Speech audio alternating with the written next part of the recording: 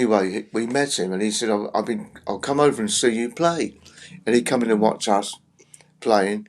Then he thought the band was great, as the Spectres as it was then.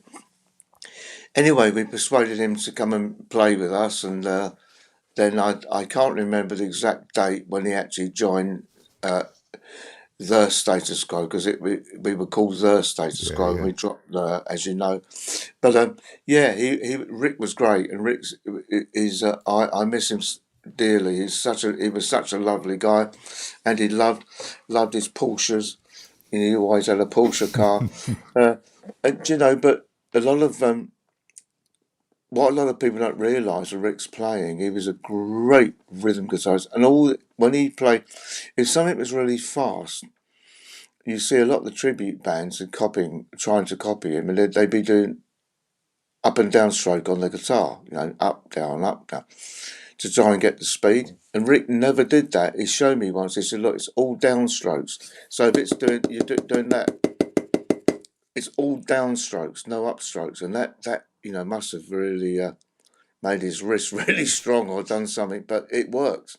That name change from the Spectres, when you came up with Traffic before Steve Winwood, didn't you? And he announced it afterwards. Yeah, yeah. I think it was. I think we was Traffic Jam or something like that, and I thought, oh no.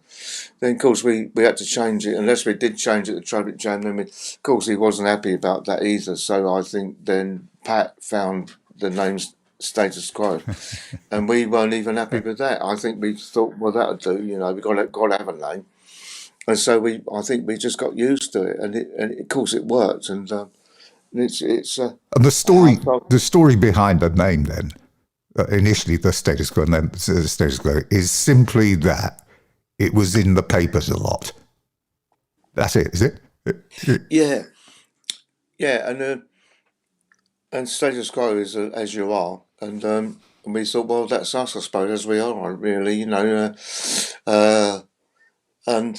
we did lots of festivals. Reading Festival was great for us in the early years, and we'd always do well there. And of course, there was another one, the Lincoln Festival, but we were one of the first bands, I believe. Status Quo was the first band to play on the grounds of Cardiff Castle. When you look back at key moments, Yeah, there's fate. It seems it does play a role, because Matchstick Men initially was going to be a B-side to Joe's Sidewalk Cafe. Why was there the late change that then suddenly thought, no, we'll go with Matchstick Men? I think it was probably. Well, you could ask Francis that, and he may tell you, but I think it was John Schroeder was our producer at the time, and Empire Records, and I think they probably chose it because I think it was a good choice. I think it was better than Joe's Sidewalk Cafe, and Francis kept telling us he wrote it sitting in the loo. Yeah, I was going to say, is this an urban myth? Because again, it said that he was sat on the toilet trying to get some peace and quiet away from his wife and mother-in-law. Yeah, probably right, because it probably echoed in there, and it probably sounded even better because it echoed, something like that. But yeah, and it was really interesting.